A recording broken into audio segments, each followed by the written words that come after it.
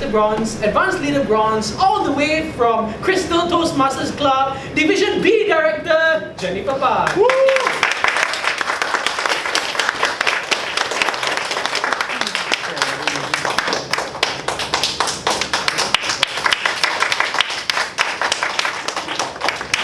Thank you, Toastmaster of the evening. Good evening, ladies and gentlemen. Good evening. For the benefit of the guests, I would like to highlight that this third session is actually the most important part of the meeting. We have just observed 5 table topic speakers, of which our table topic evaluator has given his evaluation, and then 3 speakers who have done their assignment speeches. Now, it is important for the speakers to hear from the evaluators on how well they have done on their speech presentation, and what are the points of improvement for them to work on to further improve and enhance in the future speech presentation. Remember, no matter how perfect a speech may seem to be, we believe there is always room for improvement. Please bear in mind that the evaluations given or to be given by the evaluators are based on their own personal views and observation. We will now invite our first speech evaluator, competent communicator Maria, to give her evaluation on our first project speaker, Tan Chi Yong.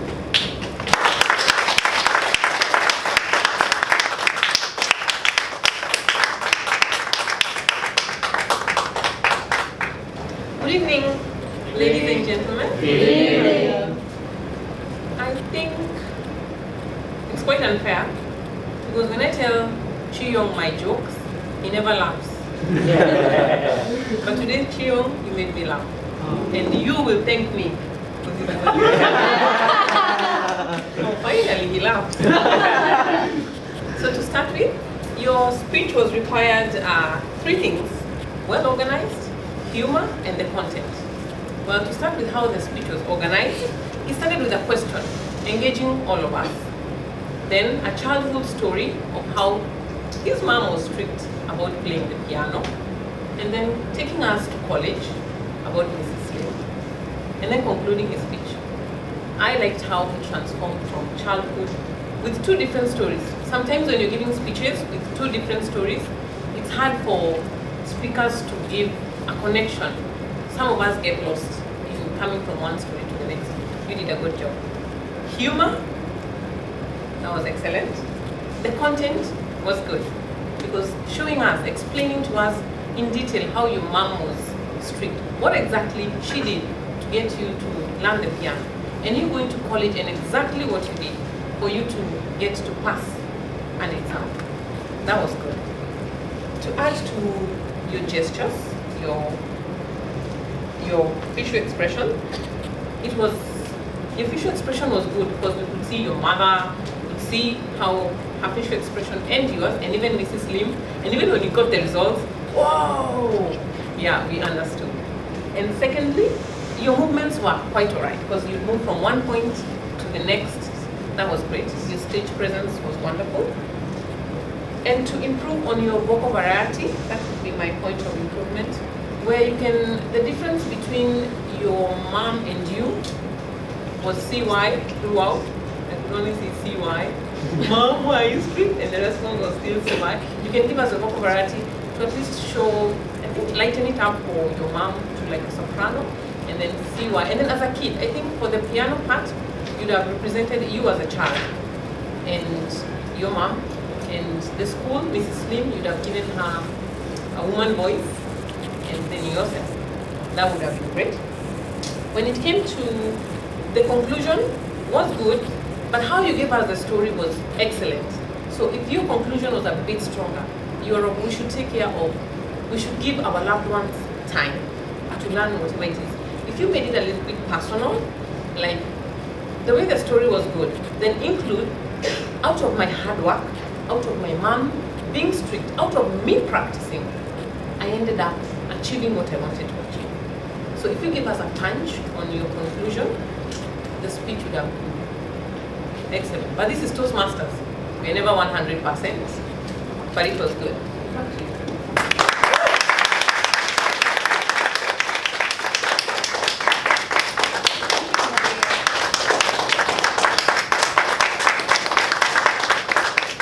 That was a comprehensive evaluation by Maria. Good. Next, I would like to invite Advanced Communicator Bronze Competent Leader Azwan to give his evaluation on our second speaker, Joshua.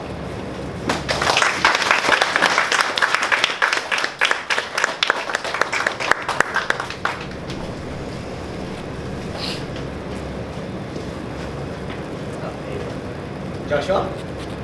So I'd just like to preface this off that the last time I touched the Bible, I turned into an atheist. But I still have a deep fascination and respect for Christianity. Something that has actually been with me until this day. And for you to give this speech on a martyr who died for his belief actually piqued my interest for today, because there's nothing more fascinating than a person who truly believes what he believes. And in your case, I believe that you really believe that this man is probably someone who we all should emulate, someone that we should all actually look up to, no matter what our own beliefs are, because he believes what we believe. Okay. Because he believes what he believes strongly and with conviction.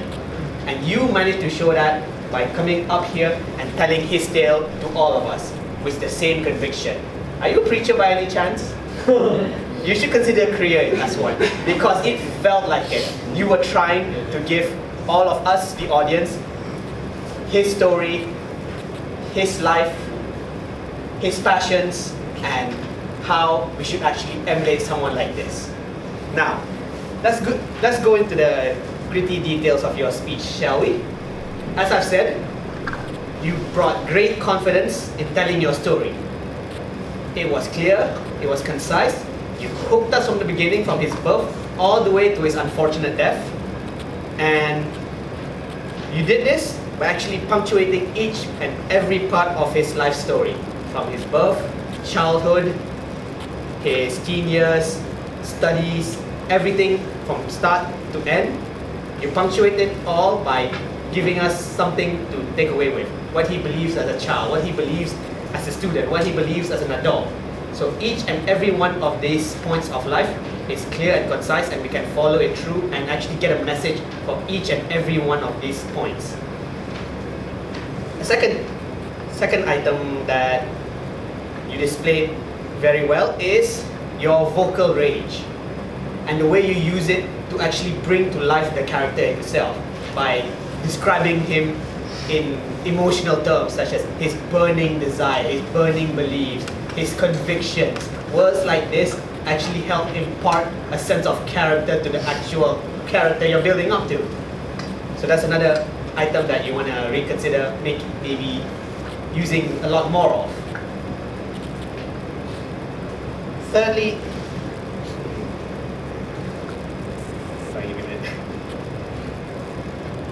okay, if there's any point of improvements that I could think of to the speech is maybe you could try to, if it's possible, quote him a lot more, because it gives the audience a sense of we are being with this character at this present time by hearing the words that he actually spoke or wrote down. So this way, it's much more in tune with what he is. And with that, it looks like I have the green light. And I'll pass it back to the evaluator, the general evaluator. Thank you very much.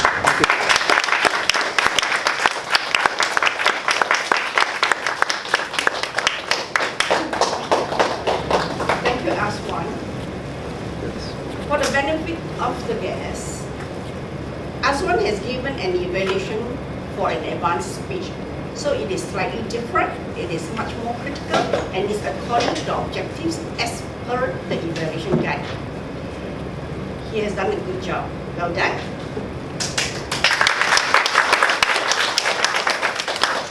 Finally, I shall now invite Ruben, Advanced Communicator Silver, Advanced Leader Bronze, Ruben, to give his evaluation on our third speaker, Seki.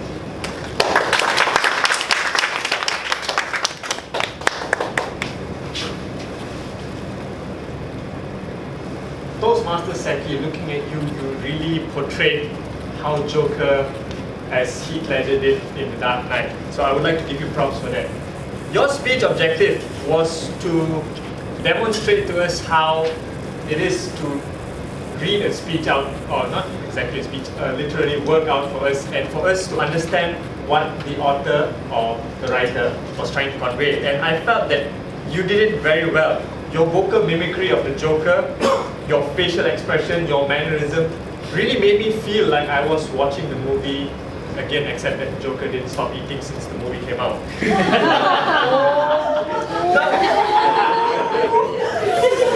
Now that being said, I felt one of the downsides of doing a piece such as that, where everyone is very familiar with the story, is that we always picture the story in our head. Now, while you were going through the scenes, I had images from the movie running through my head, and I tried to put myself in a position as if I didn't watch the movie, and I found that there were a little issues with your presentation. For one, your scene explanation was literally non-existent.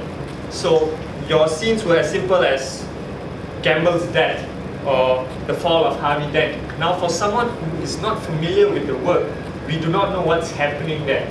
And another thing when you don't explain the scene is that there are multiple characters in the scene that you are trying to explain to us. Now, when I was first listening to your first scene, I forgot that there were more than one characters, and your vocal expression was very much in tune to the Joker that I didn't realize you were portraying multiple characters at a time. So setting the scene would have been very crucial for a work like this. And another thing, I felt that you tried to act out a lot of it. For example, when the Joker was threatening them with a grenade. See, I know that because I watched the movie. But if I was listening and looking at you, I wouldn't know what that signified and what relevance it was. So either you have a grenade or no, not a real grenade. Or your speech actually allows you to edit the work a little bit. So you could have edited out that portion. So we could actually understand for the benefit of those who have not watched the movie.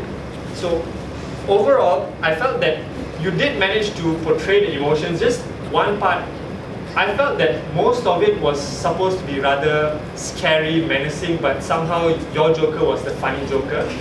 So I guess it's fine. It's just that you may want to work on being a little bit more scary a little bit since it's Halloween. But other than that, I really feel that you have done a very good job with the speech, and I really hope to listen to your next speech. Thank you.